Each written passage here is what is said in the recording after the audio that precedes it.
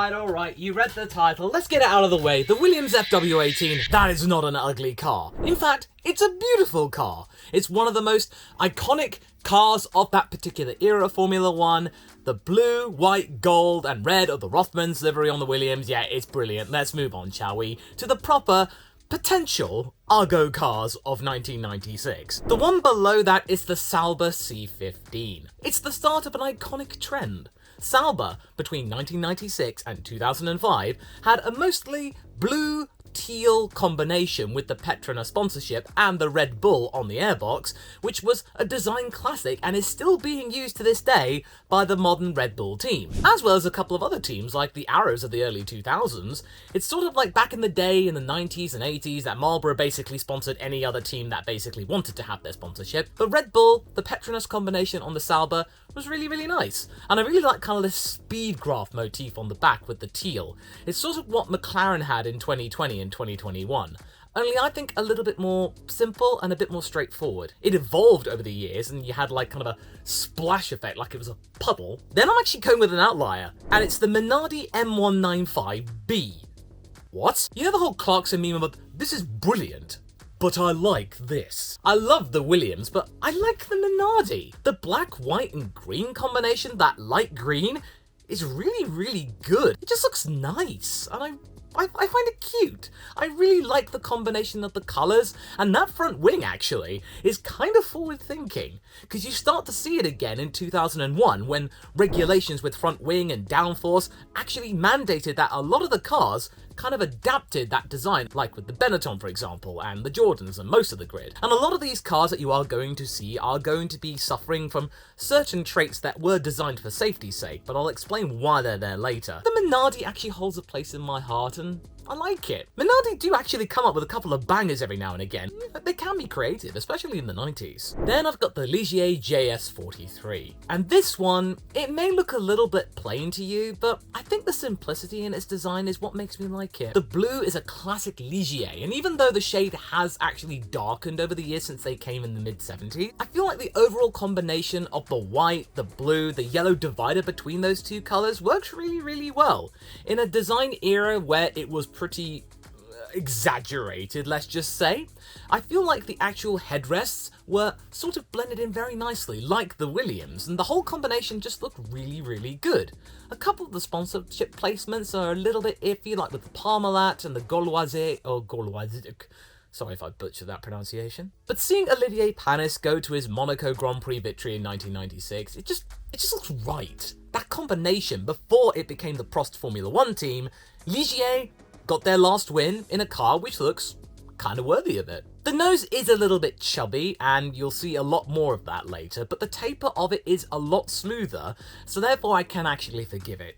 It's okay in that regard. The dark blue is really, really smart. I like a dark blue car colour. Then we've got the Jordan 196, and indeed, it is a sufferer of the chubby nose design, but I can easily forgive it for the fact, look at this gold livery, it's so smart. Even though we didn't see it again after 1996, when Benson and Hedges partnered up as becoming an effective title sponsor of Jordan, they went big and went with the gold motif for this design.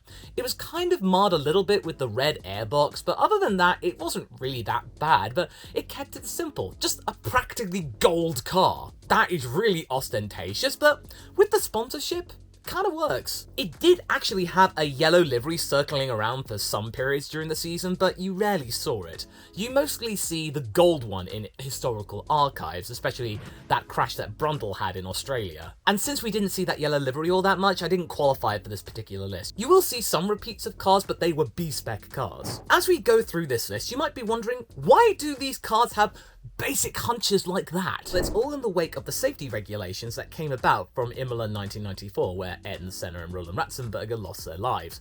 There wasn't really that much side protection for drivers. They were kind of left bare. You could actually see their neck. And in hindsight, you kind of think, why was it like that? It was just down to the fact that they didn't really develop around that part of the car because there was really no performance to gain there. So in that era where performance was paramount, if you're not really going to gain anything, then why bother? You'd want to focus on the front wings and the rear wings and the side pods and that kind of stuff, maybe even the floor. Naturally, the side protection, that wasn't a priority, as unfortunately Senna and Ratzenberger proved. Then we had the Tyrrell 024, and I know I said in my ugliest car video that I deemed it the ugliest Tyrrell, but there were good reasons for that, and the fact that it was really sparse in terms of sponsorships. But in terms of the car itself, it wasn't so bad in terms of its design. Yes, it does have the hunches, but with the white livery, it doesn't really look all that apparent. And in later iterations, they did add some blue on the engine cover with Yamaha, so they did break it up a little bit in terms of the white sparseness. And in terms of the overall nose package, in an era where you really had chubby noses,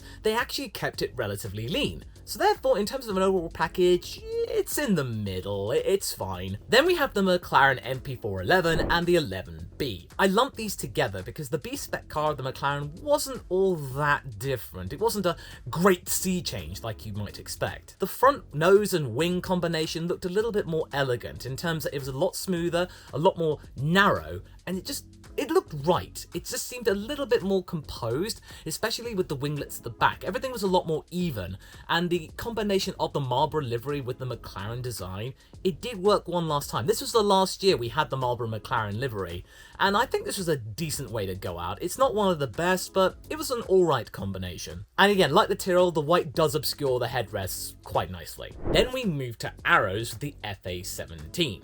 And already, I'm really not sure about this design. The red and blue combination is okay, and on its own without sponsors would actually be pretty decent. I would actually look the other way. And the simplistic car design was kind of charming, but the main thing here that ruins it for me is the fact of the sponsor placement. The Philips car systems on the side sometimes being really wide and distorted, it just really did not work. And I've said this many times before, a really good car design, when blank, can be ruined if you just stick a sponsor here, stick a sponsor there without rhyme or reason, just depending on what you have in the budget. These in combination go together to really kind of taint an otherwise okay but plainish livery. It's alright, but yeah, things go downhill from here. And you'll see what I mean with the Ferrari F310. This is an example of you trying to have your cake and eat it. The fact is though, it was becoming very clear that a high nose design with a divider instead of the actual combination nose wing was actually the beneficial way to go, like we saw with the Williams. But Ferrari were trying to have the best of both worlds and coming up with neither. You end up with a high nose combination but a really thick one, and then you just bolt on the wings at the bottom, so it's just a compromise solution. And the high shoulders here are just ridiculous. The Ferrari dark red here, it just does not work. And this is actually one of the examples of the over-exaggerated headrests at work here. And then on top of that, you have the side pods, which looks like you just take baskets to the side of the car. Now you might be wondering, why wasn't this the ugliest Ferrari that I put on my list? Well, it was very close, but the 1983 Ferrari did take it because of the fact the livery was just completely ruined on an otherwise really good design. It just took away from everything entirely, so it was just more of a disappointment factor.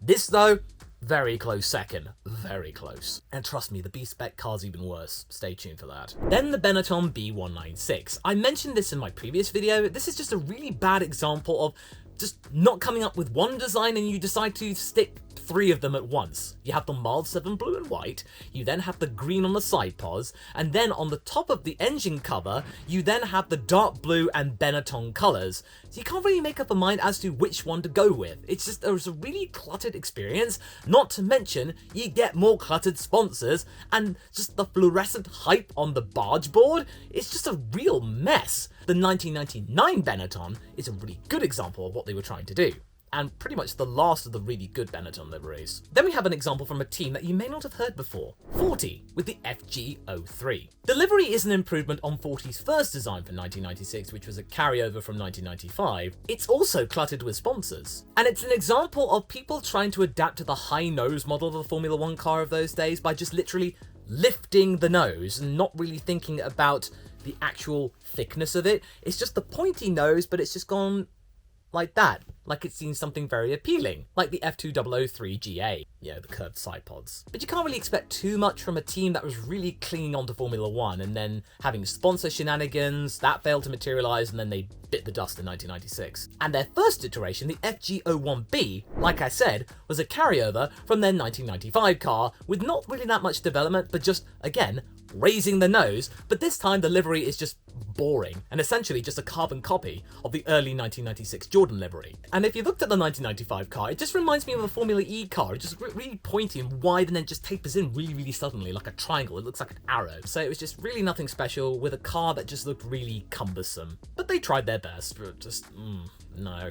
And that numbering font, I'm sorry, very mid-90s, but no. Then we get to the ugliest car from that year, and it's the Ferrari F310-2, and my goodness! It's a Formula One car with a double chin! This was naturally in the wake of the high-nose design, and Ferrari were really not thinking straight. They were again trying to have their cake and eat it, and not really change too much to the overall chassis by just lifting the front of the nose, and then you just see this taper that suddenly goes, whoa, all the way down there. Just like a ski ramp. This was a really bad response. Not much else changes on the car from the F310, but this front wing and nose was just god-awful. It made an otherwise really bad-looking car even worse. It's just... thank God they fixed that for the 1997 season, let's be honest. Yeah, that's not a good look for the last deep scarlet Ferrari, but what is really a good look right now for a classic team is this one right here, where I explain more.